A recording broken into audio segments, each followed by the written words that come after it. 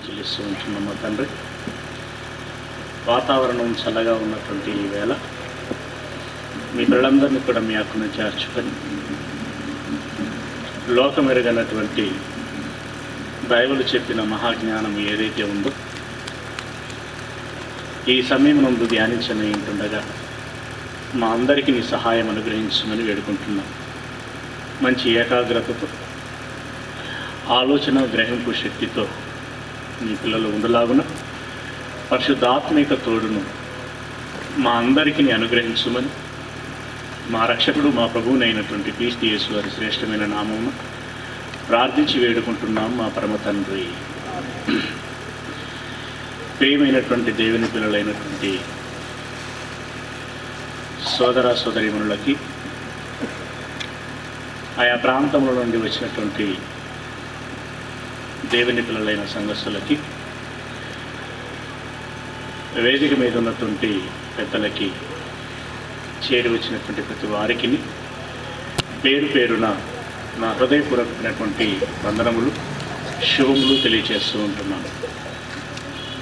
ప్రియమైనటువంటి దేవుని పిల్లలారా, నిన్నటి దినమున లోకరక్షకుడు ఎవరు అనేటువంటి విషయంపై మనకున్నటువంటి సమయాన్ని దృష్టిలో పెట్టుకొని సాధ్యమైనంతగా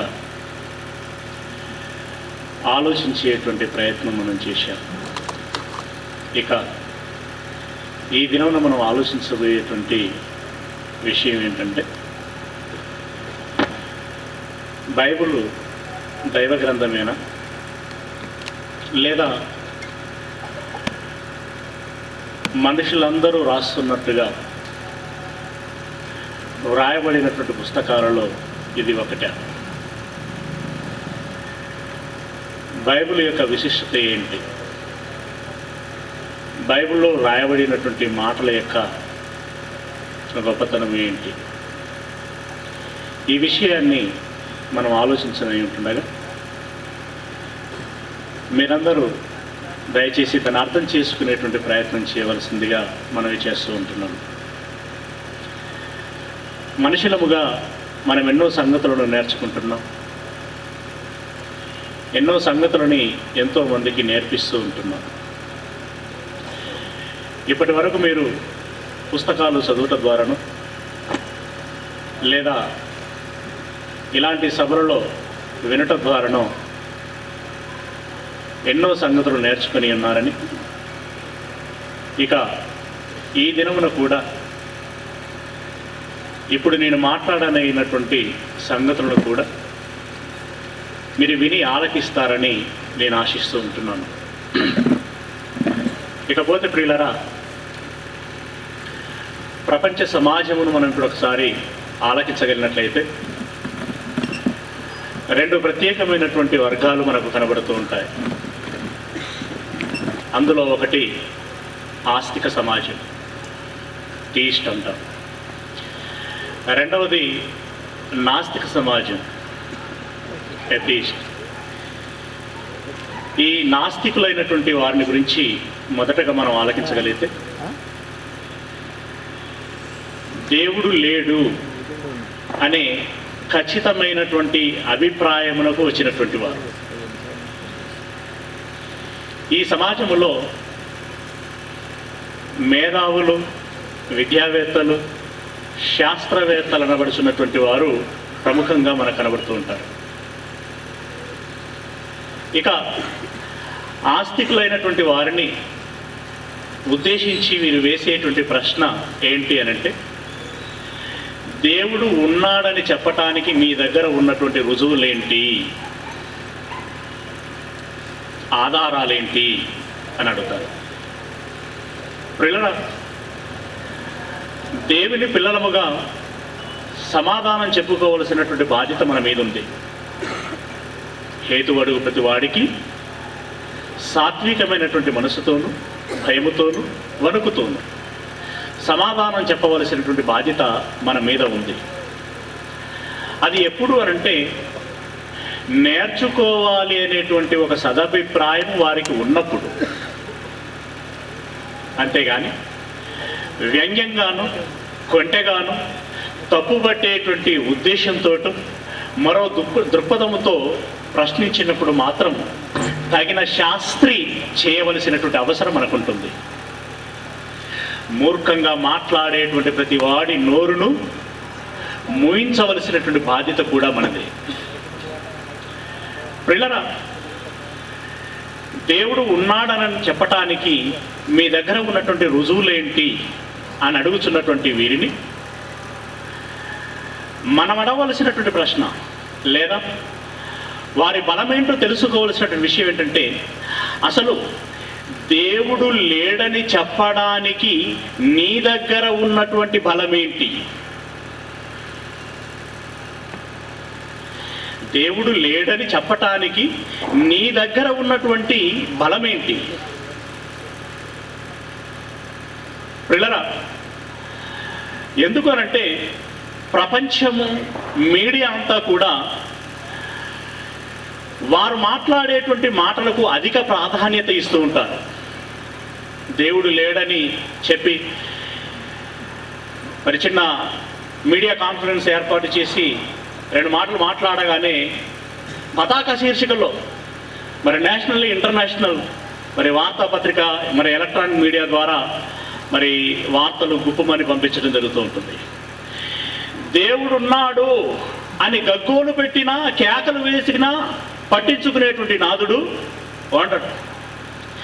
దేవుడు లేడని చెప్పి వాడు చెప్పిన 2 ముక్కలనేమో పతాక శీర్షికలో ప్రచురిస్తారు. దేవుడు ఉన్నాడని కేకలు వేసి గగ్గోలు పెట్టినా కూడా వారిని పట్టించుకునేటువంటి వాడే ఉండడు. అలాంటప్పుడు నిజంగా దేవుడు లేడు అని చెప్పటానికి నీ దగ్గర ఉన్నటువంటి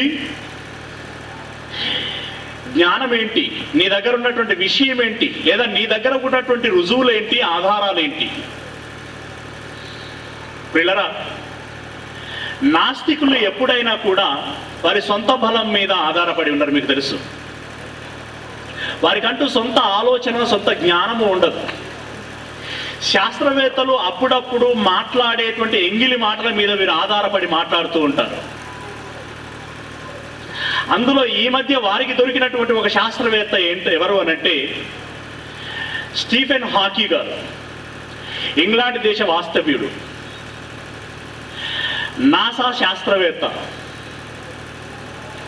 పాపం శరీర దౌర్బల్యుడు, మెదడు, కండ్లు తప్ప మరేవి పని చేయవు. మరి నిర్వేదంతోటో వైరాగ్యంతోటో కారణం ఏంటో తెలియదు, కానీ అతడు ఎప్పుడు కూడా దేవుడు లేడు అని మౌనంగా మాట్లాడుతూ ఉంటాడు. మౌనంగా మాట్లాడేటువంటి అతడి మాటలను వీరు సేకరించి ప్రచురిస్తూ ఉంటారు.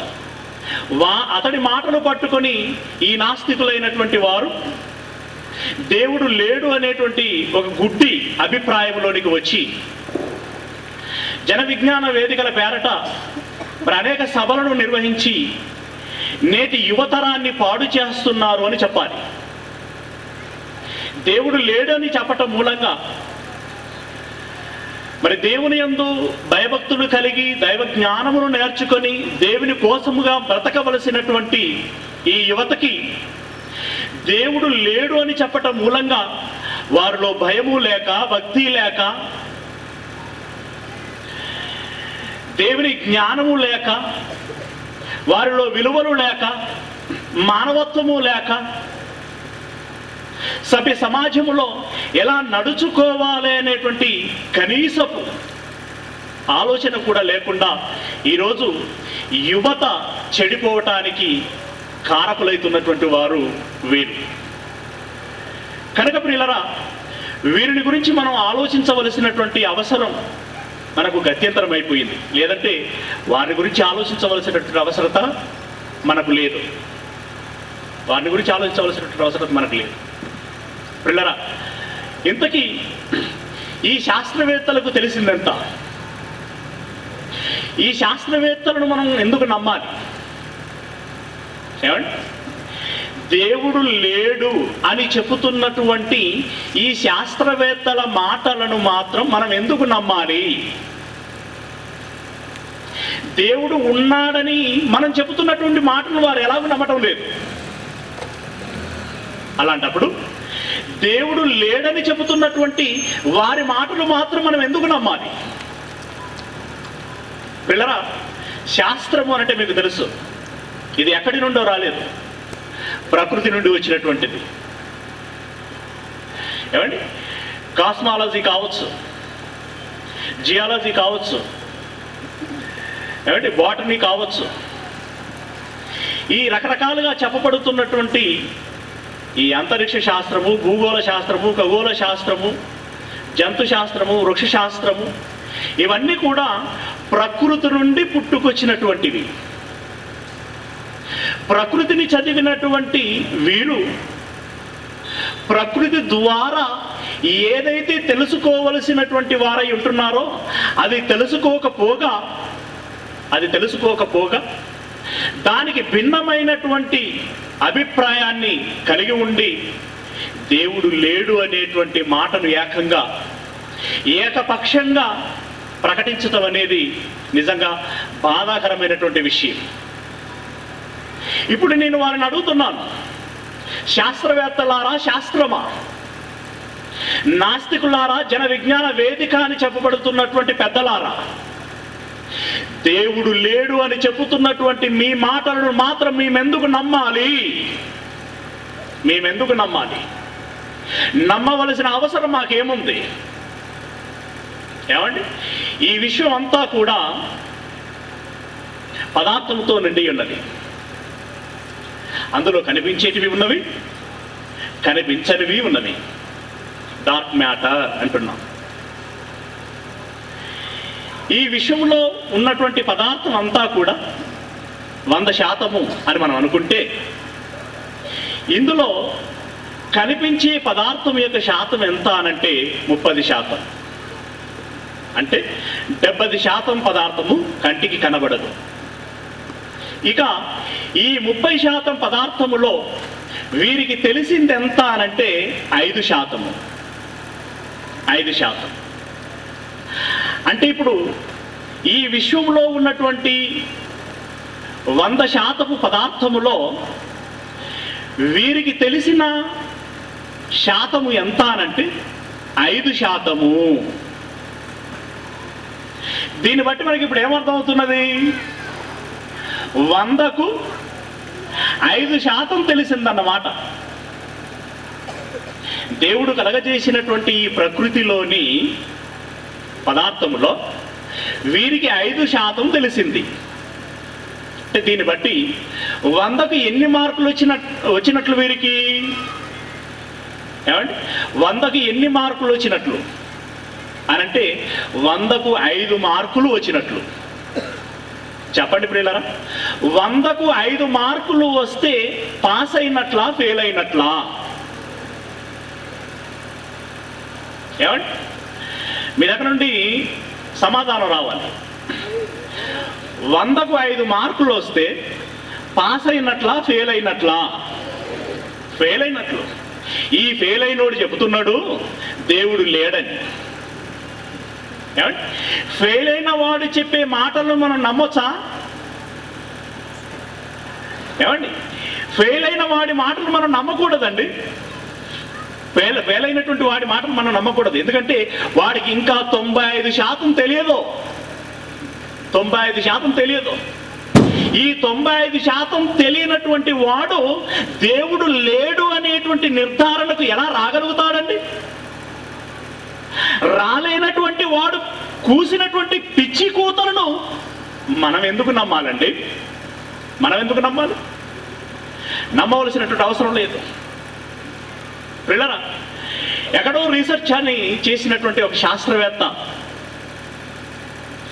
ఈరోజు మరి వారు ప్రకృతిని గురించి తెలుసుకున్నది 5% అని అంటే, దానిని పుస్తకములో లిఖించేసరికి, వాడు రీసెర్చ్ చేసినటువంటి దాంట్లో పుస్తకములోనికి వచ్చేసరికి అండి, అచ్చు వేసేసరికి 4.5% వరకు వస్తుంది. మొత్తం రాదండి.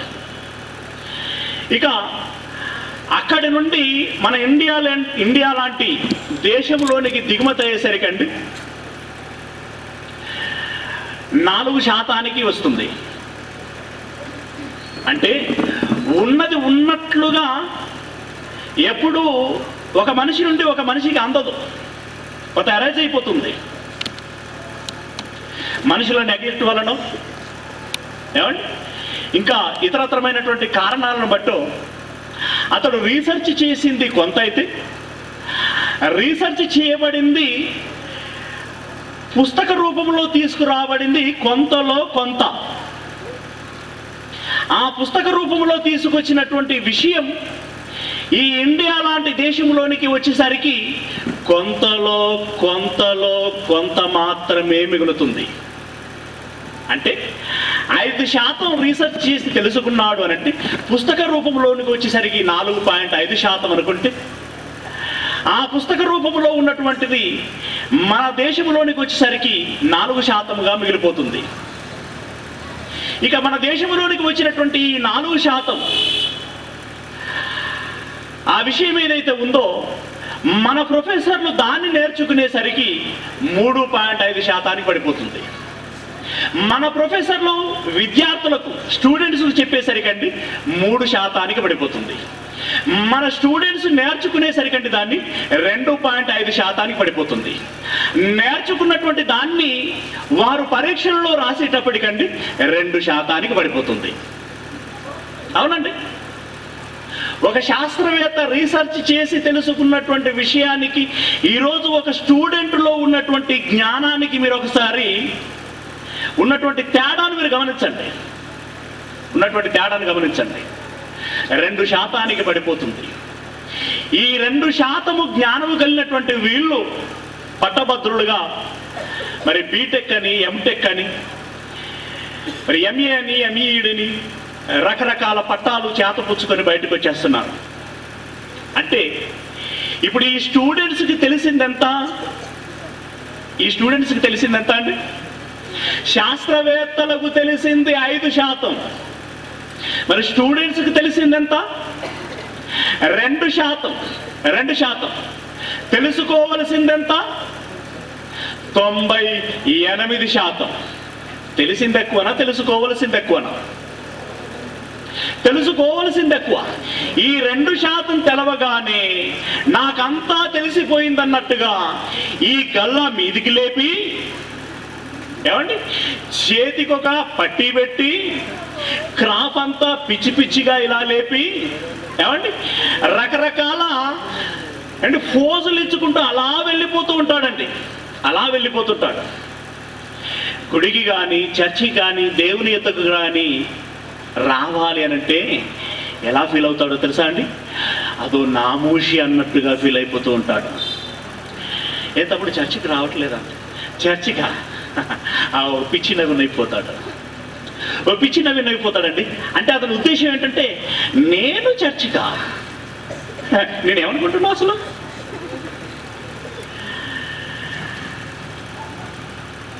నేను ఎంటెక్ చేసినటువంటి ఒక పోస్ట్ గ్రాడ్యుయేట్ క్యాండిడేట్.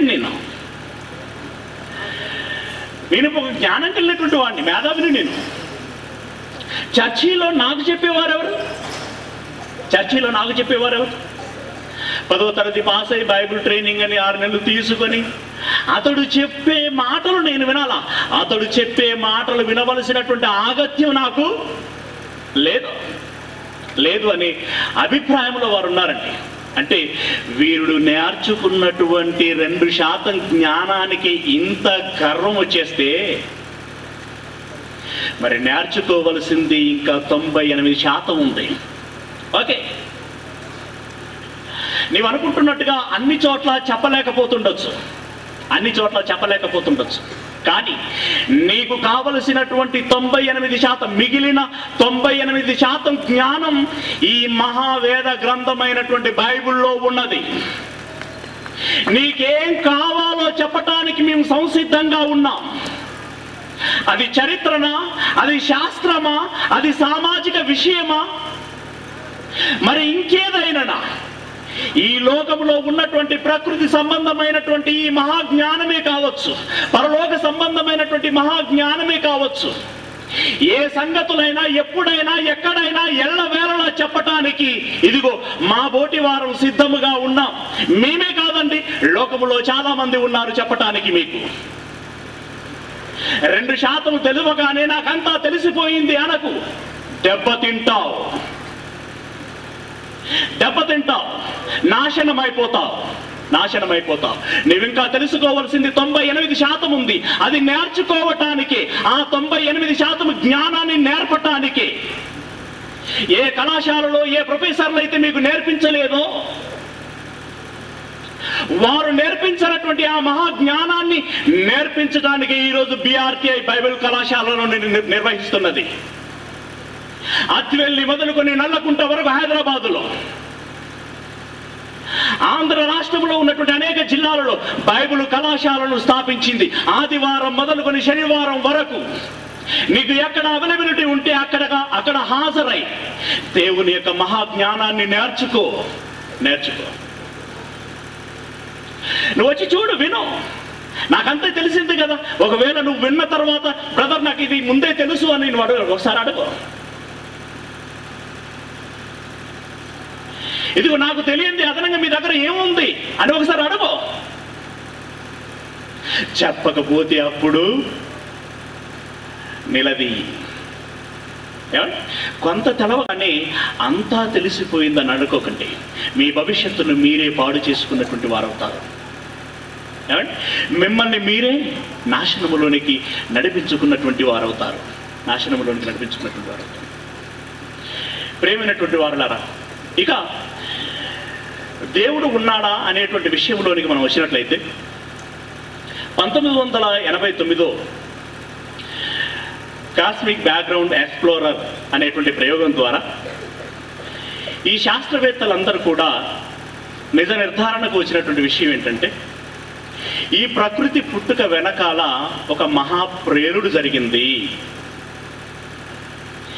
ఈ ప్రేలుడు జరగటం మూలంగా ఈ సృష్టి పుట్టింది అని అంటున్నారు.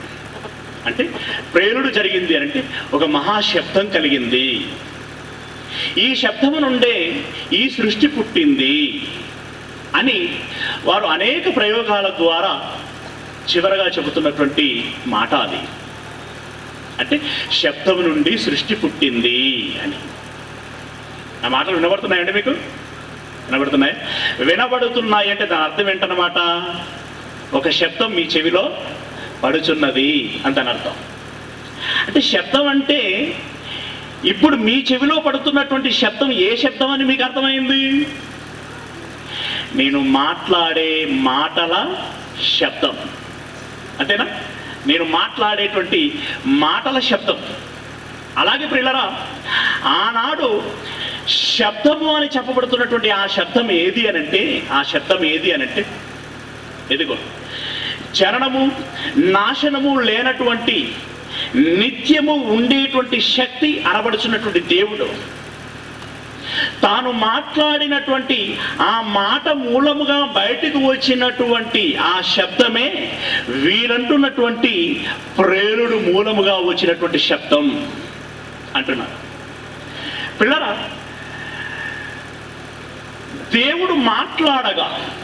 దేవుడు మాట్లాడగా ఒక శబ్దం వచ్చింది. ఆ శబ్దం నుండి ప్రకృతి వచ్చింది. అదే మాటను మనం బైబిల్లో చూడగలిగినట్లయితే హెబ్రీలో రాసినటువంటి పత్రిక 11వ అధ్యాయం 3వ వచనాన్ని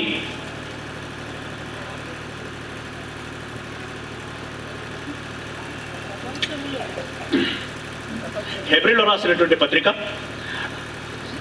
11వ అధ్యాయము 3వ వచనమును మనం చూడగలిగినట్లయితే, ప్రపంచములు దేవుని వాక్యం వలన నిర్మాణమైనవనియు అందును బట్టి దృశ్యమైనవి కనబడేడు పదార్థములచే నిర్మింపబడలేదు. లేని వాటి నుండి ఉన్నట్లుగా పిలిచినటువంటి వాడు దేవుడు. ప్రపంచములు దేవుని వాక్యం వలన నిర్మాణమైనవి అని అంటున్నాడు. అంటే దేవుడు సెలవీయగా ఈ ప్రకృతి కలిగింది. ఎలా? ఆకాశము కలుగుగాక, భూమి కలుగుగాక. వెలుతురు కలుగుగాక, విశాలము కలుగుగాక, మైదానము ఏర్పడునుగాక, ఆయా రకములైనటువంటి విత్తనములను ఫలములను ఇచ్చేటువంటి చెట్లను భూమి మొలిపించునుగాక, ఆయా మధ్య జలచరములను సముద్రము పుట్టించునుగాక, ఆయా రకములైనటువంటి జంతువులను భూమి పుట్టించునుగాక, ఈ నేల ఈ మట్టి పుట్టించునుగాక అని తను సెలవిచ్చిన తోడనే ఎప్పుడైతే తన మాట పలికాడో, తన మహత్తు కలిగినటువంటి శక్తి కలిగినటువంటి ఆ మాట ఈ ప్రకృతిని కలగజేసింది. ఈ ప్రకృతిలో ఉన్నటువంటి సమస్తాన్ని కలగజేసింది.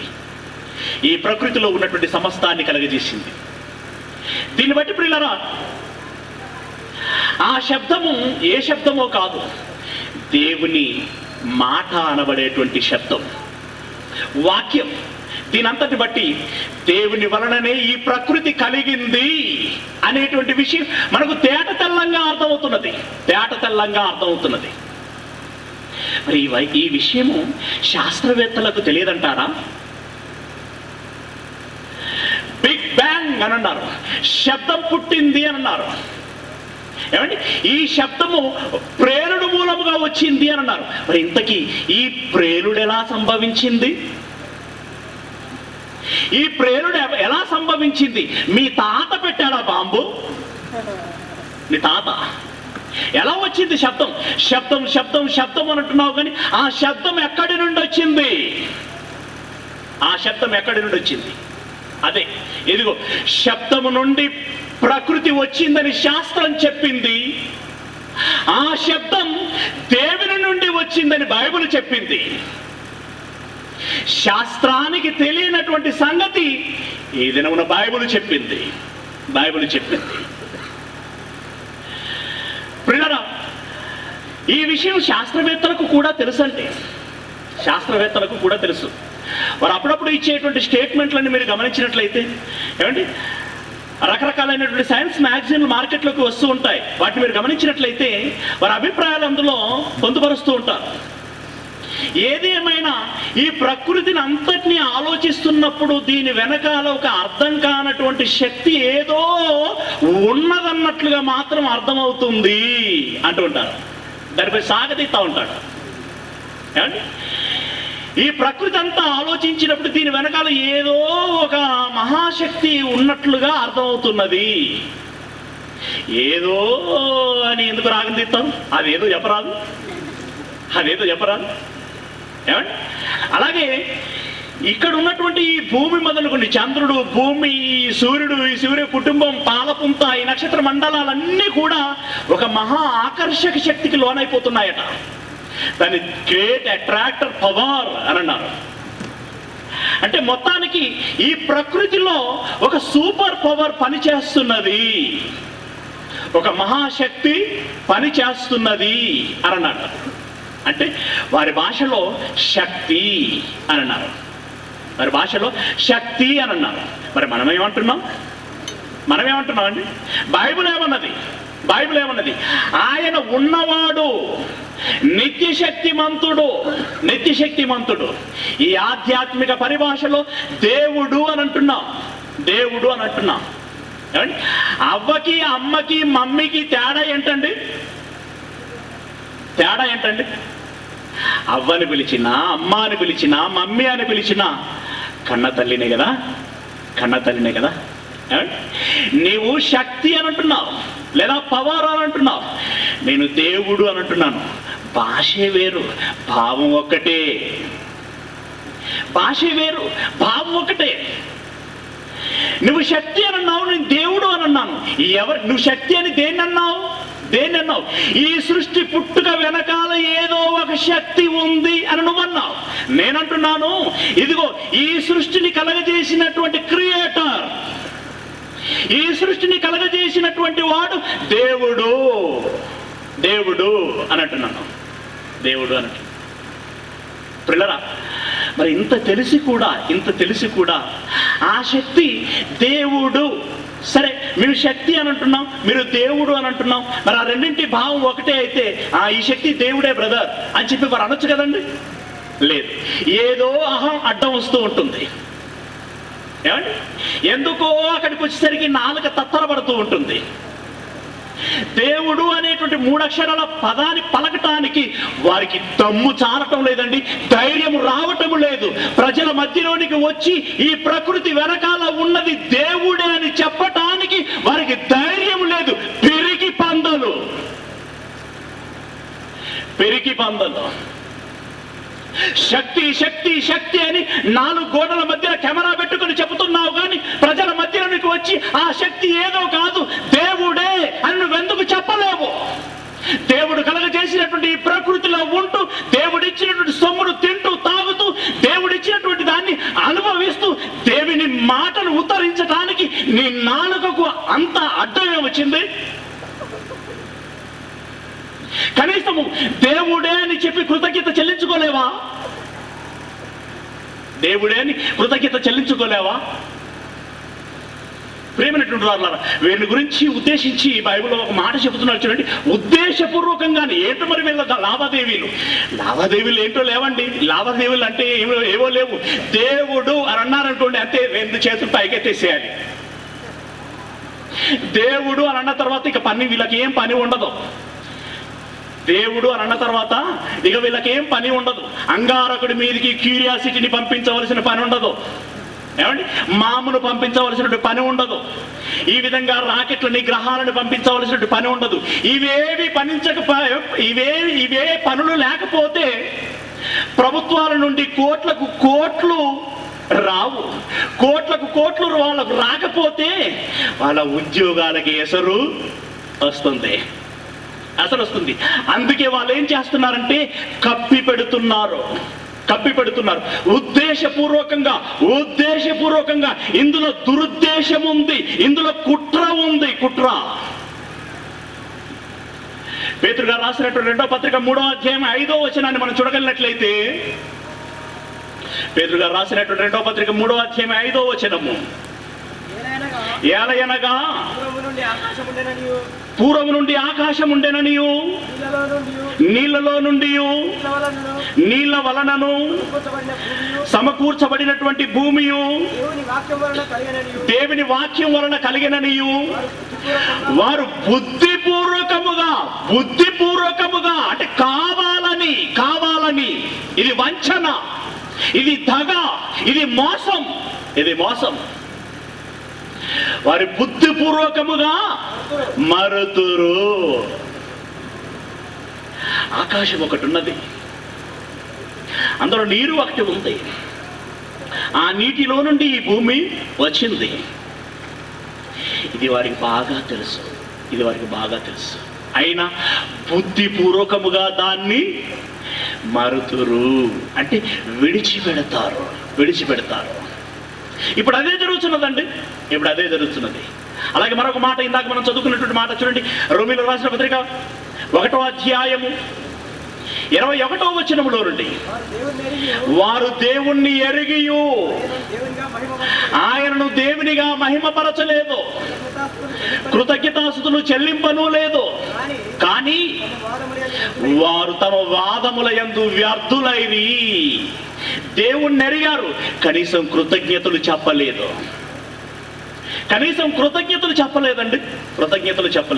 ఎందుకంటే ఎదిగో ఈ సృష్టి ఈరోజు మనం అనుభవిస్తున్నదంతా, మనం నిలబడ్డ నేల, ఎదుగో మనం తింటున్న ఆహారం, ఎదుగో మనం తాగుతున్న నీరు, పీలుస్తున్నటువంటి గాలి, ఈ వెలుతురు, వేడిమి, రంగులు, రుచులు, వాసనలన్నీ, ఇవన్నీ కూడా ఎదుగో ఆ సర్వేశ్వరుడి యొక్క కృప, అతని యొక్క దయ, అతని ప్రేమ. ఇదిగో తనను బట్టే ఇవన్నీ కలిగాయి. ఆయనను బట్టే వాటినన్నింటినీ మనం అనుభవిస్తున్నాం. ఆయన వలననే మనం పుట్టాము, ఆయన వలననే మనం బ్రతుకుతున్నాము అని మీరు కృతజ్ఞత చెల్లించలేదు. కృతజ్ఞత చెల్లించకపోగా వారు తమ వాదముల యందు వ్యర్థులైరి. ఏ వాదము అంటే పిల్లరా, ఎదుగో దేవుడు లేడు అనేటువంటి తమ వాదముల యందు వ్యర్థులైరి. అది ఎలాగో చెప్పనా? అది ఎలాగంటే పిల్లరా, అప్పటికి ఇప్పటికీ ఒక సిద్ధాంతాన్ని పట్టుకొని వేలాడుతున్నారండి. ఎప్పుడు పుట్టుకు అంటదో తెలియదు కానీ ఏంటో తెలుసా? డార్విన్ గారు ప్రతిపాదించినటువంటి పరిణామవాద సిద్ధాంతం. ఆ సిద్ధాంతాన్ని బట్టి ఇదిగో ఈ ప్రకృతి అంతా కూడా మొట్టమొదటగా ఒక మరి చిన్న పార్టికల్ నుండి అది అంచెలంచెలుగా ఏకగణ జీవిగా, బహుగణ జీవిగా ఇలా రకరకాలుగా రూపాంతరము చెందుతూ వచ్చింది. దానంతటా అదే రూపింపబడింది, ఇలా మార్పు చెందుతూ వస్తున్నది అని చెప్పారు. అంతే తప్పితే ఇందులో దేవుని యొక్క పాత్ర ఏమాత్రము లేదు అని అన్నారు. దేవుని యొక్క పాత్ర ఏమాత్రము లేదు అని అన్నారు. ఇంతకీ ఇది చెప్పింది ఎవరు అని అనుకున్నాం? డార్విన్ కదండి. ఈ డార్విన్ ఎవరో తెలుసా? డార్విన్ ఎవరు అనంటే క్రైస్తవుడు అండి.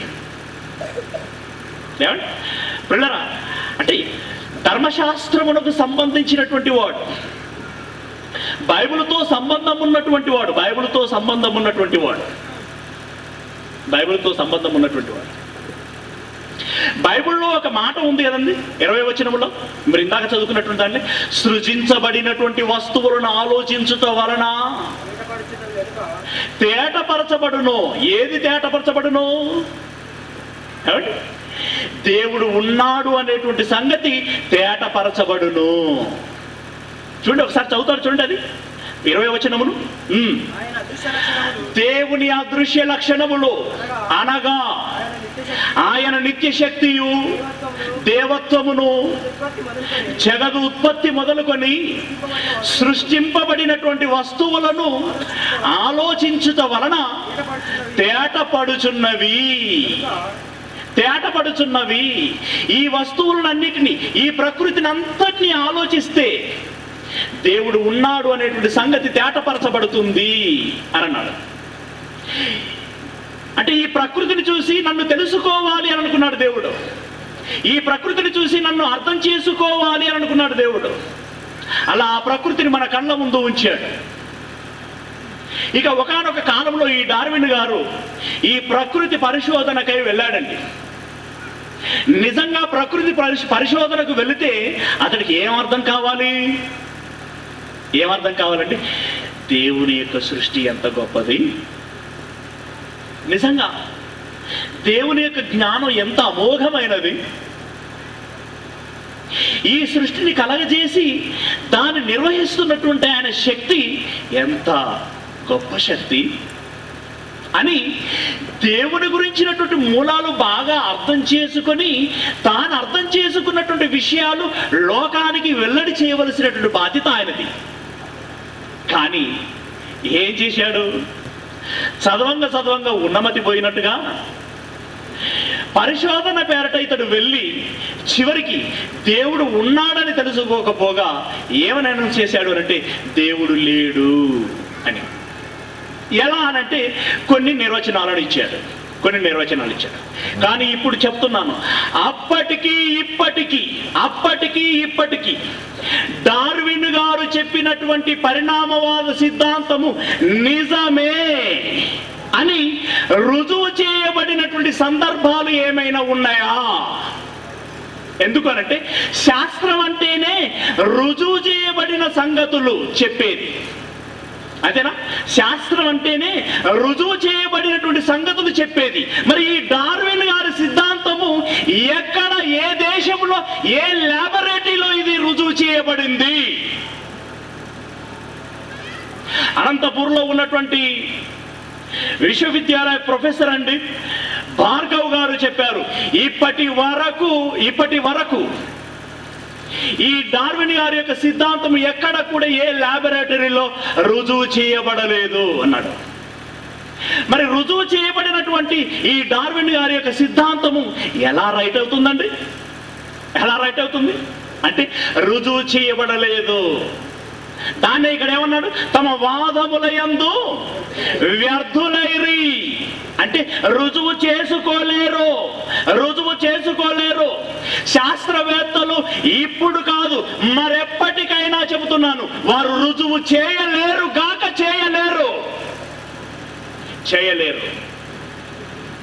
దేవుడు ఉన్నాడని రుజువు చేయమంటారా?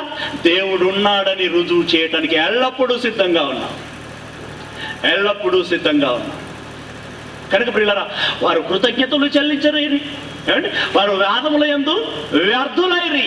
చివరి పరిస్థితి ఏంటంటే ఏమంటారు చూడండి, వారు జ్ఞానులమని చెప్పుకొనుచు బుద్ధిహీనులైరి.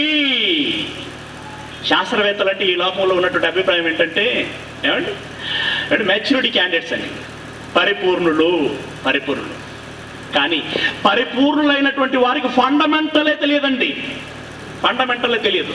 దేవుడు ఉన్నాడనేటువంటి సంగతే వారికి తెలియదు. ప్రియమైనటువంటి వారులారా, ఈరోజు శాస్త్రాన్ని గురించి మనం ఆలోచించినట్లయితే 16వ శతాబ్దము నుండి 17-18వ శతాబ్దం వరకు అనేక సంగతుల గురించి వారు వెల్లడి చేయడం జరిగింది. ఐజాక్ న్యూటన్ మొదలుకొని మరి జాక్వెస్ బెనవెనిస్తే వరకు ఒక్కొక్కరు ఒక్కొక్క పరిశోధనని మరి బయట పెట్టడం జరిగింది. అందులో భూమి శూన్యంలో వేలాడదీయబడుతున్నది అనేటువంటి విషయం కానివ్వండి, ఆ భూమి కదులుతున్నదని కోపర్నికస్ గారు చెప్పినటువంటి విషయం కానివ్వండి, ఆ భూమి గోళాకారంగా ఉందని ఫెర్డినాండ్ గారు చెప్పినటువంటి విషయం కానివ్వండి, భూమి పైన పచ్చగా ఉంది, లోన వెచ్చగా ఉంది అనేటువంటి విషయం కానివ్వండి, చంద్రుడు స్వయం ప్రకాశము కాదు అని చెప్పినటువంటి విషయం కానివ్వండి, ఈరోజు ఋతువులన్నీ కూడా చంద్రుడి మూలంగానే కలుగుతున్నాయని చెప్పినటువంటి విషయం కానివ్వండి, ఆకాశంలో ఉన్నటువంటి నక్షత్రాలన్నీ కూడా కదులుతున్నాయని చెప్పబడినటువంటి విషయమే కానివ్వండి, నక్షత్రాలలో కూడా రకాలున్నాయని చెప్పబడినటువంటి విషయమే కానివ్వండి, గాలికి కూడా ఎంతో కొంత ద్రవ్యరాశి ఉంది అని చెప్పబడినటువంటి విషయమే కానివ్వండి, ఇదిగో ఆకాశంలో ఆ చివరి అంచున, ఆ నీలి అంచులో నీరు ఉంది అని ఆకాశగంగా అని చెప్పబడినటువంటి విషయమే కానివ్వండి, ఇదిగో భూమి అంతర్పొరల లోపల పెట్రోలియం ఉంది అని చెప్పబడినటువంటి విషయం కానివ్వండి, ఇలా ఎన్ని పరిశోధనలు అయితే ఉన్నాయో, ఎన్ని విషయాలనైతే వారు వెలువరించారో పిల్లరా, వారు ఏ మధ్య కాలంలో వెలువరించారని తెలుసుకున్నాం. ఈ 16, 17, 18 శతాబ్దాలలో వారు వెలువరించారు. కానీ శాస్త్రము పుట్టింది ప్రకృతి నుండి. పిల్లరా, 15, 16, 17వ శతాబ్దంలో ఈ శాస్త్రము చెబితే, ఈ శాస్త్రము యొక్క బొడ్డు కత్తిరించక మునిపే బైబిల్ చెప్పింది. క్రీస్తుకు పూర్వం సుమారు 1800 సంవత్సరాల క్రితం అండి. క్రీస్తుకు పూర్వం 1800 సంవత్సరాల క్రితం అంటే వీరు చెప్పినటువంటి కాలంతో చూసుకుంటే ఇంచుమించు 3500 సంవత్సరాల క్రితం బైబిల్ చెప్పింది. ఈనాడు ఉన్నట్లుగా శాస్త్ర సాంకేతిక పరిజ్ఞానం ఆ రోజు ఏమీ లేదు. అయినా ఈరోజు కోట్ల రూపాయలు ఖర్చు చేసి పరిశోధనల పేరిట చెప్పినటువంటి విషయాలు ఏవైతే ఉన్నాయో, ఆ విషయాలన్నీ కూడా ఆ రోజుల్లోనే బైబిల్ చెప్పిందండి. ఆ రోజుల్లోనే బైబిల్ చెప్పింది. క్రీస్తుకు పూర్వం 1800 సంవత్సరాల క్రితమే బైబిల్ చెప్పింది అని అంటే ఆ బైబిల్ ఎంత గొప్పదో మీరు ఒకసారి ఆలోచించండి. ఆ బైబిల్ ఎంత గొప్పదో.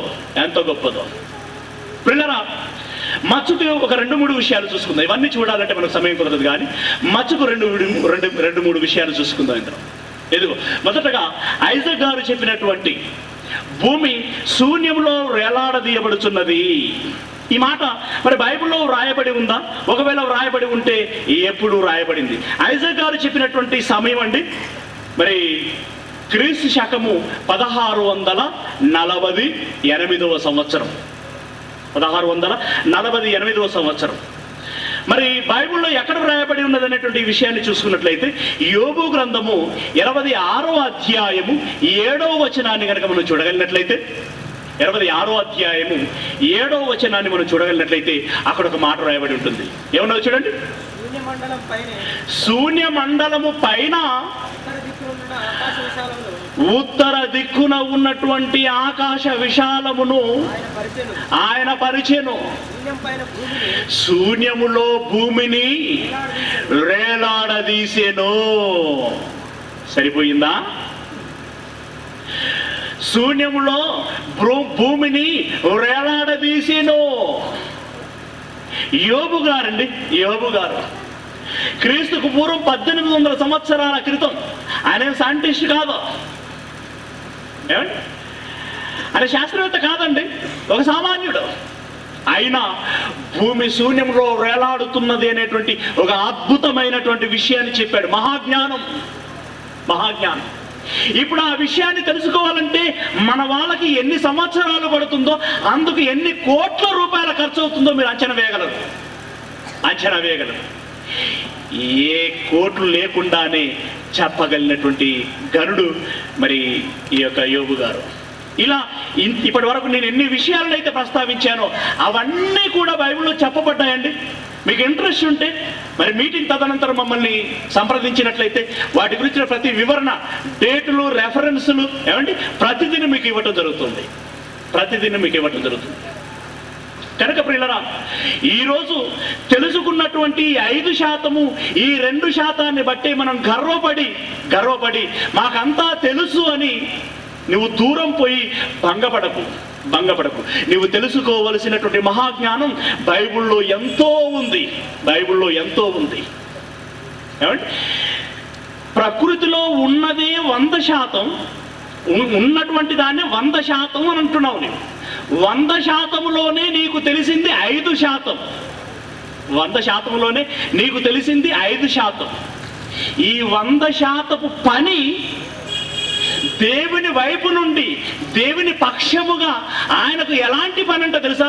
ఆయనకు ఎలాంటి పని అంట? ఒకసారి చూడండి. యోబు గ్రంథము 26వ అధ్యాయము 14వ వచనాన్ని మీరు చూడగలిగినట్లయితే, యోబు గ్రంథము 26వ అధ్యాయము 14వ వచనము ఏమంటారు చూడండి. ఇవి ఆయన కార్యములలో స్వల్పములో. ఏవి? ఆకాశం ఎంత విశాలమైనదండి. దాన్ని మీటర్ పెట్టి కొలిసినోడెవడు? దాని అంచులు ఎవరికి తెలియవు. రైట్. ఇకపోతే అందులో ఉన్నటువంటి నక్షత్రాలు ఎన్నండి? ఎవరైనా చెప్పగలరా? ఏమండి, వాడే చెప్తాడు సోది లేక, 1,000,000 కోట్లు అని.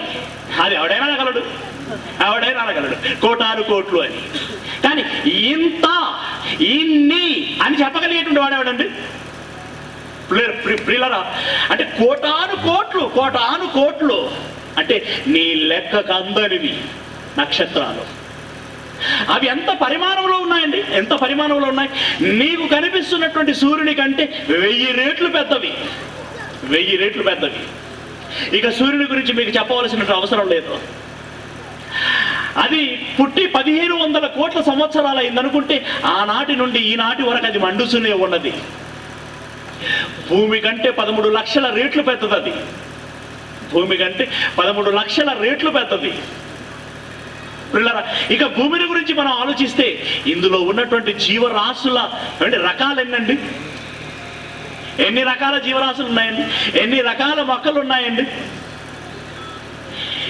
వీటినన్నిటిని మనం ఆలోచిస్తున్నప్పుడు మనకు లెక్కలకు అందటం లేదు, మన ఊహలకు అందటం లేదు. వీటినన్నిటిని గురించి మనం ఆలోచిస్తున్నప్పుడు, అవును, ఏంటి ఈ సృష్టి ఎలా వచ్చింది, ఈ యొక్క వస్తువులన్నీ ఎలా వచ్చాయి, ఈ నక్షత్రాలన్నీ ఎలా వచ్చాయి, ఈ శూన్యం ఎలా ఏర్పడింది, ఈ శూన్యం ఏర్పడక ముందుకు ఏముండే అని నువ్వు ఇలా ఆలోచించుకుంటూ వెనక్కి వెళ్ళిపోతుంటేనండి నీ నరాలు చిట్లిపోతాయే తప్పితే నీకు సమాధానం దొరకదు. అంటే మన ఆలోచనకి అందనిదే ఈ ప్రకృతిలో ఉన్నటువంటి మహాజ్ఞానం. ఆ జ్ఞానము ఆయన దృష్టికి ఎంతటిదట చూడండి. ఏమంటున్నాడో చదవండి. 26వ అధ్యాయం 14వ వచనం. ఇవి ఆయన కార్యములలో స్వల్పములు, చాలా చిన్నవి. మనకేమో బుర్రలు బద్దలైపోతున్నాయి, కోటాను కోట్ల అమ్మో అంటున్నాం. కానీ ఆయనకట స్వల్పములో ఆయన కార్యములను గురించి మనకు వినబడుచున్నవి. మిక్కిలి మెల్లనైన గుసగుస శబ్దము పాటిదే కదా. ఏమండి, మనం గుసగుస పెట్టుకుంటే ఎంత సౌండ్ వస్తుందండి? పక్క వాళ్ళకు మాత్రమే వినిపిస్తుంది.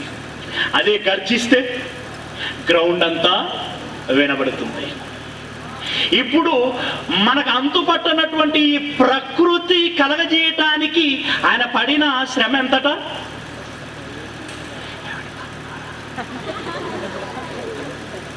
ఇంతే. అదే ఆయన గర్జిస్తే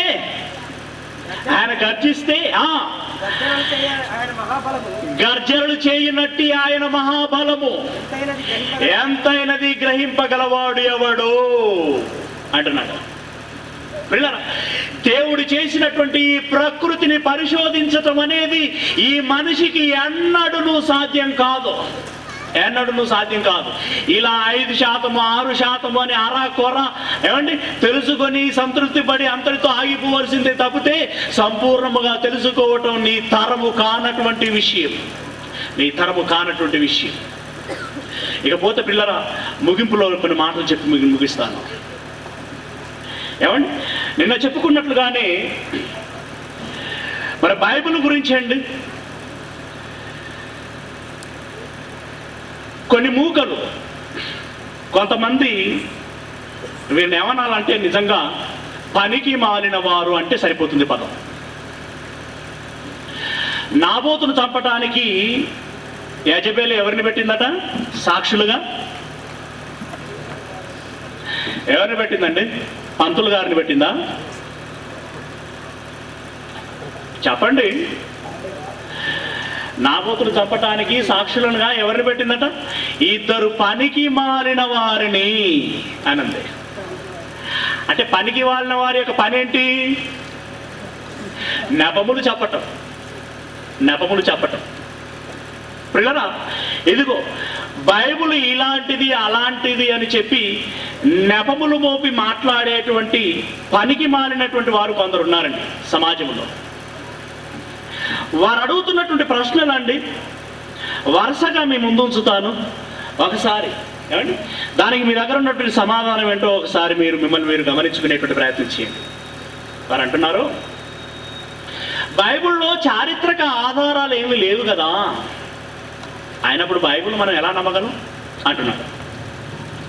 అలాగే భౌగోళిక ఆధారాలు ఏమీ లేవు కదా, అయినప్పుడు ఇది బైబిల్ నిజంగా దైవ గ్రంథం అని మనం ఎలా నమ్మగలం అని అంటున్నారండి. అంటే చారిత్రక ఆధారాలు లేవు, భౌగోళిక ఆధారాలు లేవు, కాబట్టి ఇది కేవలం కాల్పనికము, అంటే కథ. బైబిల్ కథల పుస్తకము తప్పితే దైవ గ్రంథము కాదు అని అంటున్నారు మూర్ఖులు. ఇంకొక ఆయన అంటున్నాడు, బైబిల్లో ఏంటి పాడు ఇచ్చాడు, అశ్లీలత ఉంది. అశ్లీలత దైవ గ్రంథంలో అశ్లీలత ఉంటుందా? అశ్లీలత ఉన్నది దైవ గ్రంథం అవుతుందా? కనుక బైబిల్ దైవ గ్రంథము కాదు. అవును, ఇది దేవుని గ్రంథం అని అంటున్నావు, దేవుని గ్రంథం అంటున్నావు. నిజంగా బైబిల్ అని చెప్తున్నటువంటిది నువ్వు దేవుని గ్రంథం అంటున్నావు కదా, ఇది నువ్వు చెప్తున్నటువంటి బైబిల్లో బైబిల్ అని ఎక్కడ వ్రాయబడి ఉంది అంటే ఆయన ఉద్దేశం అంటే ఇది దేవుని గ్రంథం అని ఎక్కడ వ్రాయబడి ఉంది?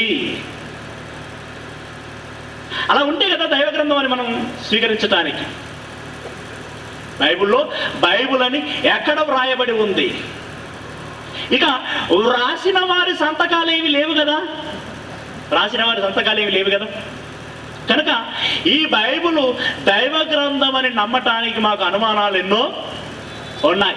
కనుక మేము బైబిల్ని దైవ గ్రంథం అని నమ్మలేము అని అంటున్నారు. అంటే మరి వారికి నమ్మకం రావాలండి, ఇప్పుడు విశ్వాసం రావాలి వాళ్ళకి. మరి వారిలో విశ్వాసం రప్పించాలంటే ఆ బాధ్యత ఎవరిది?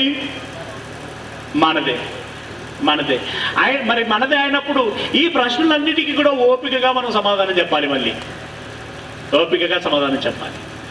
ఇప్పుడు చెప్పండి, బైబిల్లో చారిత్రక ఆధారాలు ఏమి లేవా? మేడ్చల్ గురించి లేదు కదా బ్రదర్ అని అనకు. ఏమండి పిల్లరా, ఎవరైనా వారి హోదాలను బట్టి ఆయా సందర్భాలలో ఆయా విషయాలను ప్రస్తావిస్తారే తప్పితే అందరూ అన్ని విషయాలను ప్రస్తావించరు. అంటే మన్మోహన్ గారు వచ్చి అంటే ఈ బిల్డింగ్ గురించి మాట్లాడతారండి. మన్మోహన్ గారు ఆయనకు హైదరాబాదే సరిగ్గా తెలియదు, అందులో మేడ్చల్ అంటే అసలే తెలియదు. ఆ మేడ్చల్లో ఉన్నట్టు ఈ బిల్డింగ్ గురించి ఆయనకేం తెలుస్తుందండి? ఆయన మనుష్యుడు, ఆయనకు తెలియదు, ఆయన ప్రస్తావించరు. ఒకవేళ తెలిసినా చెప్పరు, ఎందుకంటే ఆయన హోదాకి ఆయనకి ఇంకా చాలా పనులు ఉంటాయి. ప్రియుడా, దేవుడు సర్వసృష్టిని కలగజేసినటువంటి వాడు, ఆయనకు తెలవనిదంటూ ఏమీ లేదు. కానీ మనకు ఎంత అవసరమో అంతే రాశాడు. మనం విశ్వసించటానికి, రక్షింపబడటానికి ఎంతైతే అవసరమో దానంతటినీ రాయించినటువంటి వాడు మన దేవుడు. రైట్. ఇప్పుడు చారిత్రకపరమైనటువంటి అంశాలు లేవా ఈ బైబిల్లో? ఏమండి, ప్రపంచాన్ని పరిపాలించినటువంటి మహాసామ్రాజ్యాలని ఏవైతే చెప్పబడుతున్నాయో, బబులోను మహాసామ్రాజ్యం, మాదీయ పారసిక మహాసామ్రాజ్యం, గ్రీకు మహాసామ్రాజ్యం, రోమా మహాసామ్రాజ్యం, ఈ సామ్రాజ్యాల పుట్టుకలు నాశనాలను గురించినటువంటి సవివరణ ఈ బైబిల్లో ఉన్నంతగా మరే గ్రంథములో లేదు. ఈ బైబిల్లో ఉన్నంతగా మరే గ్రంథములో లేదండి. మరి అది చరిత్ర కాదా? ప్రియులారా, చరిత్ర లేదు అని ఊరికి కళ్ళు మూసుకొని చెప్పటం కాదు, బైబిల్ చదివి చెప్పాలి. బైబిల్ చదివి ఒక నిర్ణయానికి రావాలి. మరొక మాట చెప్తాను. ఈ మధ్యలో పురావస్తు శాస్త్రవేత్తలు అండి ఈజిప్ట్ దేశంలో ఉన్నటువంటి మరి వండర్స్ లో ఒకటిగా చెప్పబడేటువంటి పిరమిడ్లని తవ్వటం ప్రారంభించారు. అందులో ఒకానొక కాలంలో ఐగుప్తును పరిపాలించినటువంటి రామసేస్ II అనేటువంటి వ్యక్తి యొక్క పిరమిడ్ను తవ్వారండి. అందులో ఒక డబ్బా దొరికింది, బాక్స్. దానిలో ఈ రామసేసి యొక్క డెడ్ బాడీ ఉంది. దాన్ని మమ్మీ అని అంటారు. ఏమండి, ఈ మమ్మీ కాదు, శవం. పిల్లరా, ఆ శవానికి తల వైపున ఒక రాతి పలక దొరికింది. అందులో ఏమని వ్రాయబడిందో తెలుసా? రామసేసు II రాసినటువంటి మాట్లాడి తను చనిపోయే ముందు రాసి మరి చచ్చిన తర్వాత నా తలాపున పెట్టండి చెప్పి మరి చచ్చినవాడు. ఏమని రాశాడో తెలుసా? ఇదిగో, ఒకానొక కాలంలో ఇశ్రాయేలీల నాయకుడైనటువంటి మోషే నా దగ్గరికి వచ్చాడు. మీరు రెఫర్ చేసుకోండి. మోషే నా యొద్దకు వచ్చి ఇదిగో, ఇశ్రాయేలీలైనటువంటి మేము మా దేవుడైనటువంటి యెహోవాను పూజించినట్లుగా మమ్మల్ని విడిచిపెట్టుము అని అన్నాడు. అయితే నేను ససేమిరా అని అన్నాను, నేను విడిచిపెట్టను అని అన్నాను. అలా అనేక దఫాలుగా నన్ను అడిగాడు, నేను కాదన్నాను.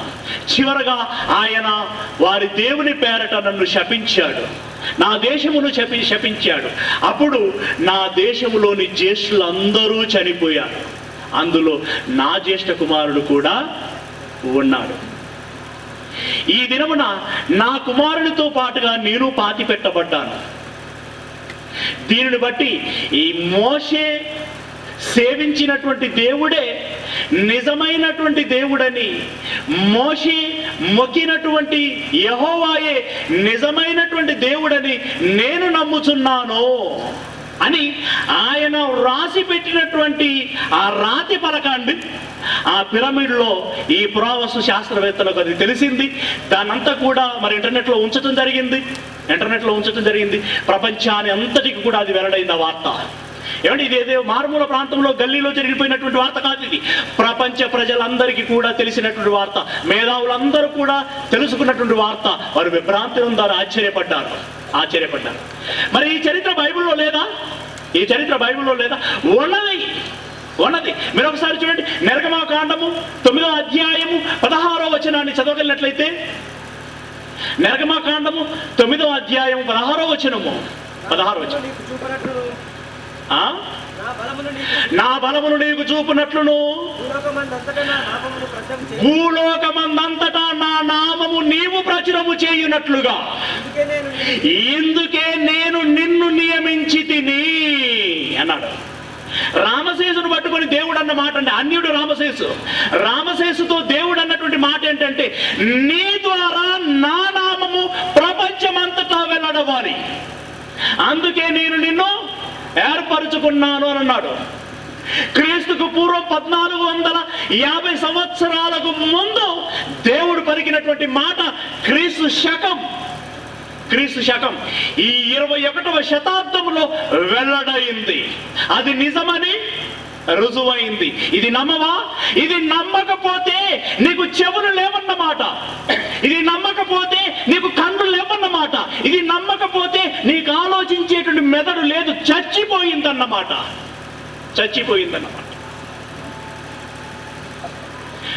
బైబిల్లో చరిత్ర లేదంటావేంటి? అసలు చరిత్రకు ఆధారమే బైబిల్. 4 మహా సామ్రాజ్యాలను గురించి క్షుణ్ణంగా చెప్పబడింది దానియేలు గ్రంథం. ఇలా నీకు ఎన్ని చరిత్రలు కావాలో అన్ని ఉన్నాయి. అసలు నువ్వు వస్తే కదా నీకు చెప్పడానికి. ఈ గంటలో అన్నీ చెప్పమంటే అది ఎలా సాధ్యం కాదు. ఇక భౌగోళిక అంశాలు ఆధారాలు లేవు కదా అంటారు. మరి పిచ్చోడా, చరిత్ర ఎక్కడ జరిగితే అదే భౌగోళిక ఆధారం కాదా? చరిత్ర ఎక్కడ జరిగితే అదే భౌగోళిక ఆధారం అండి. బబులోను మహాసామ్రాజ్యం ఎక్కడ స్థాపించబడింది? బాబులోనియా. అదే భౌగోళికం. పిల్లరా, చరిత్ర ఆధారాలు ఏమిటి? ఈ రామశేష పిరమిడ్ ఎక్కడ? ఈజిప్ట్ దేశం. అదే భౌగోళికం. భౌగోళిక ఆధారాలు లేవంటావేంటి? ఇక ఏమండి, మనకు తెలుసండి, బైబిల్లో లోతును గురించినటువంటి ఒక సందర్భం ఉంటుంది. మరి లోతు గారు కొంచెం ఒళ్ళు గెలవకుండా తాగటం, ఆ తర్వాత కూతుర్లు చేయకూడనటువంటి తప్పు చేయటం అనేది జరిగింది. వాస్తవం. అయితే ఇది తప్పు కదా, ఇది అశ్లీలత కదా. ఈ అశ్లీలతను దేవుడు ఎందుకు బైబిల్లో రాయించాడు? పవిత్ర గ్రంథం అని చెప్పబడుతున్నటువంటి బైబిల్లో అశ్లీలతను ఎందుకు రాశాడు అని అంటున్నారండి. కానీ ఒక విషయాన్ని వారికి ఇలా అడుగుతున్నటువంటి వారికి ఉద్దేశించి నేను ఒక ప్రశ్న వేస్తున్నాను, మీరు కూడా ఆలోచించండి. ఢిల్లీలో అత్యాచారం గురైంది ఎవరంటే నిర్భయ అత్యాచారానికి గురైంది అని చెప్పి నిర్భయను గురించి అండి మన దగ్గర ఉన్న ఈనాడు పత్రిక తదితర మొదలుకొని ఇంటర్నేషనల్ అంతర్జాతీయ వార్తాపత్రికలన్నీ కూడా ప్రచురించాయి. ఎంత ఘోరం జరిగింది, ఎలా జరిగింది, ఏంటి అని కథల మీద కథలు వివరణల మీద వివరణలు ఇచ్చారు. ఇలాంటి వార్తలు ఎన్నో వస్తూ ఉంటాయి. అత్యాచారాలకు సంబంధించిన వార్తలన్నీ వస్తూ ఉంటాయి. ఇప్పుడు ఈ పత్రికలన్నీ అశ్లీలపు పత్రికలా అనగలవను? అశ్లీల పత్రికలని రామోజీకి ఫోన్ చేసి ఏంటి అశ్లీల పత్రిక పెట్టుకున్నావు అనగలవను? అనగలవా? అనలేవు. రైట్. నెంబర్ 2 ఏమండి, ఆ మధ్యలో ఎయిడ్స్ విపరీతంగా పెరిగిపోతున్న క్రమంలో జనులందరూ చచ్చిపోతున్నప్పుడు ప్రభుత్వాలు, స్వచ్ఛంద సంస్థలు, వైద్యులు వీళ్ళందరూ కలిసి ఎయిడ్స్ మీద అవగాహన కలిగించాలనే ఉద్దేశంతో మారుమూల ప్రాంతాలకు కూడా వచ్చి అక్రమ సంబంధాలు పెట్టుకోకూడదు, ఇలా ఉండాలి, ఇలా జాగ్రత్తలు తీసుకోవాలని చెప్పేసి అవగాహన సదస్సులు ఎన్నో పెట్టారు వాళ్ళు. అవునా? ఏంటి మా దగ్గరకు వచ్చి అశ్లీలతను మాట్లాడుతున్నావు అని అనొచ్చా? అప్పుడు అనొచ్చా? అనకూడదు.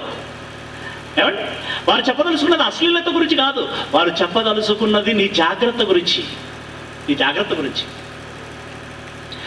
అలాగే ప్రియులరా, ఇప్పుడు ఎంబీబీఎస్ చేసేటువంటి స్టూడెంట్స్ ఉన్నారండి. వాళ్ళు డాక్టర్ అవ్వాలంటే ఒక శరీరం మీద పూర్తి అవగాహన వారికి ఉండాలి. అప్పుడు వారికి థియరీ నాలెడ్జ్తో పాటుగా ప్రాక్టికల్ నాలెడ్జ్ కూడా ఇస్తారు. అప్పుడు ఏం చేస్తారో తెలుసా? ల్యాబొరేటరీలోనికి ఒక డెడ్ బాడీని తీసుకెళ్ళి దాని మీద నుండి కింది వరకు కోసేస్తారండి. కోసి ఒక్కొక్క అవయవుని గురించిన ప్రాధాన్యతను అంతటిని వారికి తెలియజేస్తూ ఉంటారు. కిడ్నీ ఏం పని చేస్తుందో చెప్తారు. ఏమండి, ఇలా ప్రతి దాని గురించి, ప్రతి అవయవాన్ని గురించి, ఏమండి, యూరాలజీ గురించి, గైనకాలజీ గురించి, నాడీ వ్యవస్థ గురించి, ఇలా ఎన్నెన్నో సంగతులు వారికి చెబుతారు. అప్పుడు ఏంటి మా పిల్లలకు అశ్లీల పాఠాలు చెప్తున్నావని ప్రొఫెసర్ నువ్వు అనగలవా? అంటావా? అది అశ్లీల పాఠమా? మరి బాడీని కోసాడు, ఏమండి? యూరాలజీ సిస్టమ్ ఏంటో చెప్పాడు, గైనకాలజీ సిస్టమ్ ఏంటో చెప్పాడు. మరి దీన్ని అశ్లీలత అనలేవే. పిల్లలు దీన్ని ఆలోచించాలి, మీరు ఆలోచించాలి. ఇకపోతే చాలామంది పెద్దలు అనబడుచున్నటువంటి వారు ఆత్మకథలు రాసుకుంటారండి. ఆత్మకథలు రాసుకుంటారు. ఆత్మకథలను రాసేది శరీర కథలేనండి అందులో, అవును కదా, శరీర కథలే. ఈ శరీర కథల్లో కూడా ఏం రాస్తారు చెప్పండి? తప్పులన్నీ దాచిపెడతారు, బయటకు కనబడే ఒప్పులు మాత్రమే అందులో రాసి పెడతారు. చాలా మంది విషయంలో జరిగేది ఇది, అవును. ఫర్ ఎగ్జాంపుల్ చెప్తున్నానండి, ఎవరైనా పెళ్లి చూపులకు వెళ్ళారనుకోండి, మా కుమారుడు మంచివాడు అని చెప్తారా, లేదంటే మా కుమారుడు పచ్చి తాగుబోతాడండి, మావాడు బాగా తాగుతాడు, రాత్రి వచ్చి దబ్బున పడిపోతాడు వాడు, మరి మాకు చేతినిండా కట్నం ఇచ్చి మీ అమ్మాయిని ఇచ్చి మా ఆవిడికి పెళ్లి చేయండి అని అంటారా ఎవరన్నా? అలాగని తాగుబోతోడి విషయం దాచిపెట్టి పెళ్లి చేసిన తల్లిదండ్రులు లేరా? అప్పుడు నష్టపోయింది ఎవరండి? పాపం పెళ్లి చేసుకున్న అమాయకురాలు. అంటే వీళ్ళు ఇవన్నీ ఇలా చేస్తే పర్వాలేదట, కానీ బైబిల్లో వ్రాయబడి ఉంటే అది అశ్లీలతట. ఏమండి? దేవుడు పక్షపాతి కాదండి. నా కుమారుడు అని మంచి చెప్పుకొని, ఏమండి, వీడు నన్ను నమ్మనోడు, అన్యుడు అని చెప్పి వాని గురించి చెడ్డగా మాట్లాడేటువంటి వాడు కాదు దేవుడు. తన కుమారుడైనా అన్యుడైనా ఎవరి విషయమైనా ఒకే తీరులో రాసిపెట్టేటువంటి వాడు దేవుడు. అందుకే లోతుల గురించి రాశాడు అక్కడ. అయినా దాన్ని రాయవలసినటువంటి అవసరం ఏంటి? రాయవలసినటువంటి అవసరం ఏంటంటే ప్రియులారా, ఇదిగో ఒళ్ళు మరిచేటట్లుగా తాగితే జరిగేటువంటి పర్యవసనాలు ఎలా ఉంటాయంటే, జరిగేటువంటి నష్టం ఎంత తీవ్రంగా ఉంటుంది అనంటే, ఇదిగో ఇంత తీవ్రంగా ఉంటుంది అనే విషయం నీకు తెలియాలి, ఆ అవగాహన నీకు రావాలి. కనుక ఇదిగో ఇంత తాగటం మూలంగా ఇన్ని నష్టాలు జరుగుతున్నాయి అని నీకు తెలిసి తాగకుండా నీ ఉండాలని, జాగ్రత్త పడాలని లోతుల గురించి, వారి కుమార్తెల గురించి అక్కడ రాశాడే తప్పితే తాగండనో, లోతు తాగింది మంచిదనో, ఆ పిల్లలు చేసింది మంచి పనో నీకు అక్కడ చెప్పలేదు. లోతు కానీ అతని పిల్లలు కానీ చేసింది మంచి పని అని చెప్పాడంటే అక్కడ చెప్పలేదు. కేవలం లోతు ఏం చేశాడో, పిల్లలు ఏం చేశాడో చెప్పాడు, జరిగిన పర్యవసానం ఏంటో చెప్పాడు. కనుక ఇదిగో మీరు జాగ్రత్త పడండి, లోతు వలె మీరును తాగితే ఇదిగో ఇలాంటి నష్టం జరిగేటువంటి ప్రమాదము ఉంటుంది. కనుక ముందే చెప్తున్నాను, జాగ్రత్త, మీరు జాగ్రత్త పడండి. మనలను జాగ్రత్త పరచడానికి రాశాడే తప్పితే చెయ్యమని చెప్పటానికి రాయలేదు. కొరింథీ పత్రికలో ఏమంటున్నాడండి? కొరింథీలో రాసినటువంటి మొదటి పత్రిక 10వ అధ్యాయము 11వ వచనాన్ని మనం చూడగలిగినట్లయితే, కొరింథీలో రాసినటువంటి మొదటి పత్రిక 10వ అధ్యాయము 11వ వచనములో ఏమంటున్నాడు చూడండి,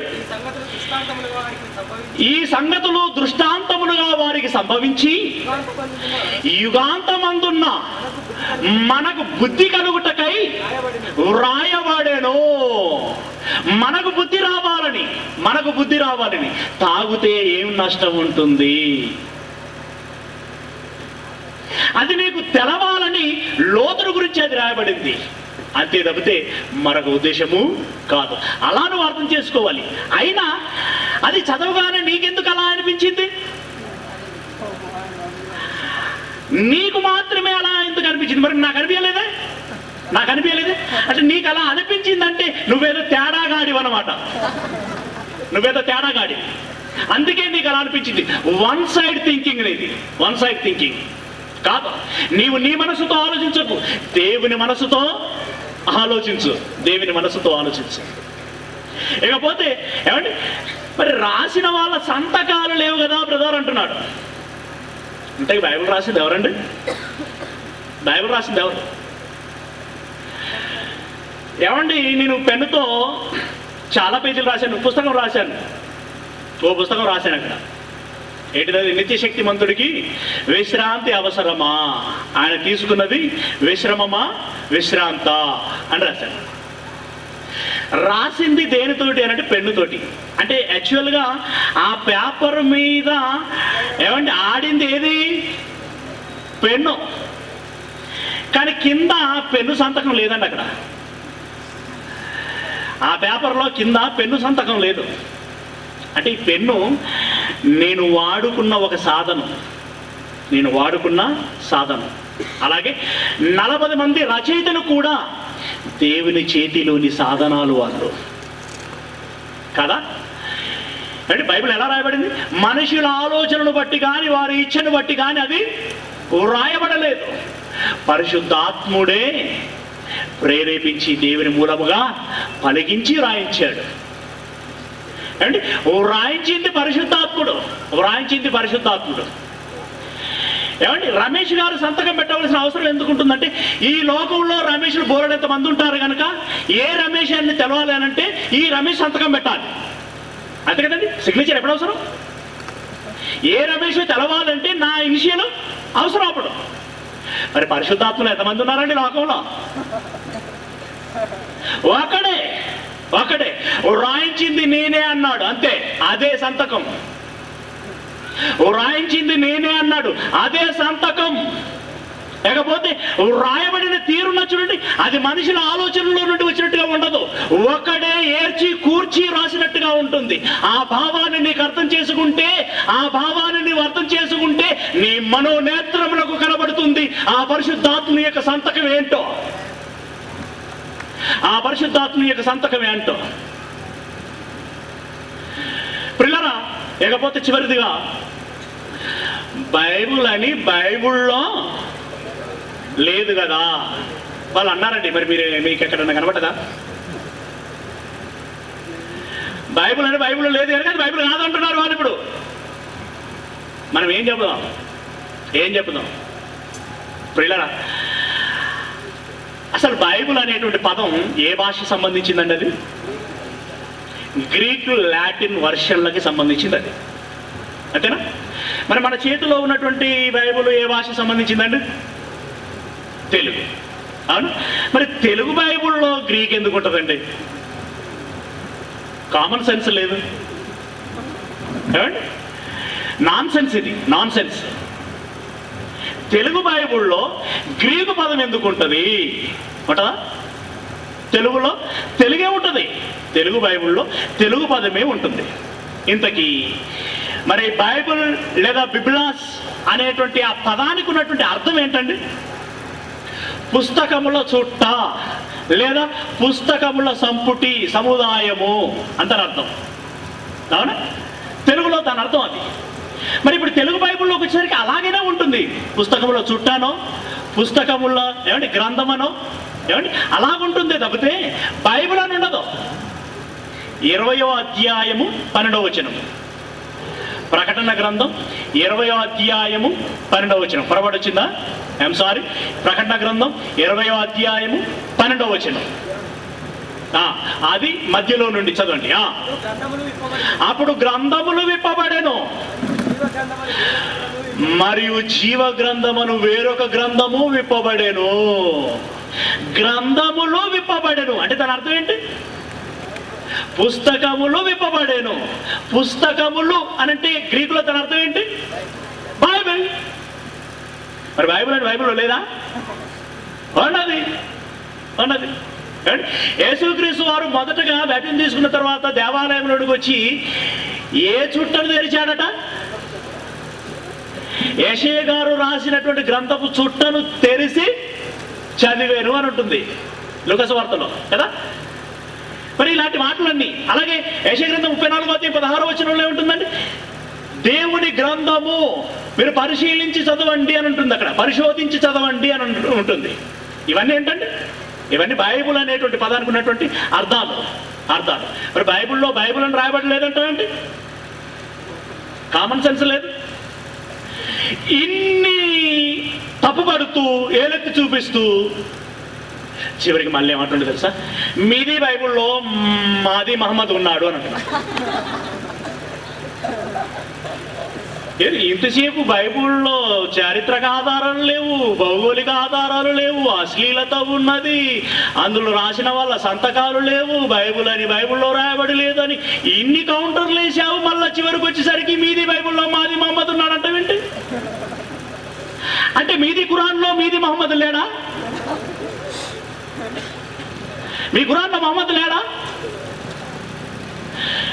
బైబిల్లో మహమ్మద్ ఏం కర్మ? మనందరి చరిత్ర ఉంది, మనందరి భవిష్యత్తు ఉంది. ఏమండి, బైబిల్లో మన అందరిని గురించి వ్రాయబడింది, అందరిని గురించి వ్రాయబడింది. కానీ మహమ్మద్ అని ఎస్పెషల్గా 66 పుస్తకాలలో ఎక్కడా వ్రాయబడి లేదు. ఇది నీవు తెలుసుకుంటే చాలా మంచిది, ఇది నీవు తెలుసుకుంటే చాలా మంచిది. కనుక ప్రియులారా, బైబిలు ఏదో కేవలం మనుషులు మాత్రమే తమ సొంత ఆలోచనతో రాసినటువంటి అన్ని పుస్తకాలలో ఇది ఒక పుస్తకము అని అనుకుంటే పొరపాటు. నో, ఈ పుస్తకము రాయబడిన తర్వాతనే అనేక గ్రంథాలు, ఏమండి, ఆధ్యాత్మిక గ్రంథాలు అనబడుతున్న గ్రంథాలు వచ్చాయనేటువంటి విషయాన్ని మనం గమనించాలి. ఏమండి, ఇందులో ఒక మాట అంటున్నాను, ఈరోజు చెప్పబడుతున్నటువంటి ఆధ్యాత్మిక గ్రంథాలలో పాయింట్అవుట్ చేయాలని మీరు, మొట్టమొదటగా ఈ లోకములోనికి వచ్చిన మొట్టమొదటి దైవ గ్రంథం ది బైబిల్. దాని తర్వాత అనేక ఆధ్యాత్మిక గ్రంథాలని చెప్పబడుచున్నవి వచ్చాయి లోకములోనికి. అయితే వారికి నాదొక ప్రశ్న, బైబిల్లో లేని సంగతి అదనంగా వాటిలో ఏదైనా ఉన్నదా? ఉంటే నాకు చూపించండి. బైబిల్లో చెప్పనిది ఆ పుస్తకాలు ఏమైనా చెప్పాయా? బైబిల్లో చెప్పనివి. కనుక ప్రియులారా, బైబిలే మొట్టమొదటి దైవ గ్రంథము. బైబిలే మొట్టమొదటి దైవ గ్రంథం. అందులో చరిత్ర ఉంది, అందులో శాస్త్రము ఉంది, అందులో సామాజిక విషయాలు ఉన్నాయి, అందులో ఆధ్యాత్మిక విలువలు ఉన్నాయి, అందులో మన జీవిత భవిష్యత్తుకు సంబంధించిన సంగతులు ఉన్నాయి. ఆ విషయాన్ని మరి గమనించి ఈ బైబిల్లో ఏముందో పరిశీలించి పరిశోధించి మొట్టమొదటగా దాన్ని అర్థం చేసుకునేటువంటి ప్రయత్నం చేయండి. సహృదయంగా మీ అందరికీ నమస్కరించి చెబుతున్నాను, మొట్టమొదటిగా మీరు దాన్ని చదవండి, అర్థం చేసుకోండి, ఏమంటే ఆలకించండి. ఆ తర్వాత అర్థం కాకపోతే మాట్లాడడానికి ప్రయత్నం చేయండి. ఓకే, ప్రార్థన చేసుకుందాం. సర్వోన్నతమైనటువంటి మా దేవుడా, మీ ప్రశస్తమైనటువంటి పాదములకు వందనాలు చెల్లిస్తూ ఉంటున్నాం మా తండ్రి. ఎదుగో ఇప్పటి వరకు మీరు రాయించినటువంటి బైబిల్లోని అనేక మాటలు మీ పిల్లలకు వినిపించడం జరిగింది తండ్రి. మరి మీ పిల్లలు శ్రద్ధగా విన్నారు. మరి విని విడిచిపెట్టేటువంటి వారుగా కాకుండా దాన్ని ఆలకించి అర్థం చేసుకునగలిగేటువంటి కృపను దయచేయమని వేడుకుంటున్నాం తండ్రి. మరి లోకములో ఉన్నటువంటి ప్రజలందరూ కూడా మీ పిల్లలే. కానీ మరి మీ పిల్లలైనటువంటి వారిలో అందరూ చెడ్డవారని చెప్పలేము. కానీ కొంతమంది అవగాహన లేమితో మరి బైబిలు తప్పని, క్రీస్తు మరి లోక రక్షకుడు కాదని, ఇలా రకరకాలుగా మరి తప్పు పట్టే ఉద్దేశంతో మరి తక్కువ చేసి చెప్పేటువంటి ప్రయత్నం చేస్తున్నటువంటి ఈ తరుణములో లోకరక్షకుడు ఎవరో, బైబిల్ యొక్క గొప్పతనం ఏంటో మీ పిల్లలకి తెలియచేసేటువంటి ప్రయత్నం చేశాను తండ్రి. మీ పిల్లలు ఆలోచిస్తూ ఉంటుండగా వివేచనను దయచేయమని వేడుకుంటున్నాను తండ్రి. ఇదిగో చేరి వచ్చినటువంటి మీ పిల్లలందరినీ పేరు పేరును చూసి దీవించి ఆశీర్వదించండి. మీ పిల్లలు మీ జ్ఞానమును తెలుసుకోవాలి తండ్రి. జ్ఞానమును తెలుసుకున్నటువంటి మీ పిల్లలు మీకోసముగా బ్రతికి వారి జీవితాలను సార్థకత చేసుకునగలిగేటువంటి భాగ్యాన్ని ప్రసాదించండి. అందుకు అవసరమైనటువంటి ఆరోగ్యమును దయచేయండి. అందుకు అవసరమైనటువంటి నెమ్మదిని, శాంతిని, సమాధానమును మీరు అనుగ్రహించమని వేడుకుంటున్నాం. ఈ ప్రార్థన మా రక్షకుడు మా ప్రభువునైనటువంటి క్రీస్తు యేసు వారి అతి శ్రేష్టమైనటువంటి నామాన ప్రార్థించి వేడుకుంటున్నాం మా పరమ తండ్రి. ఆమేన్.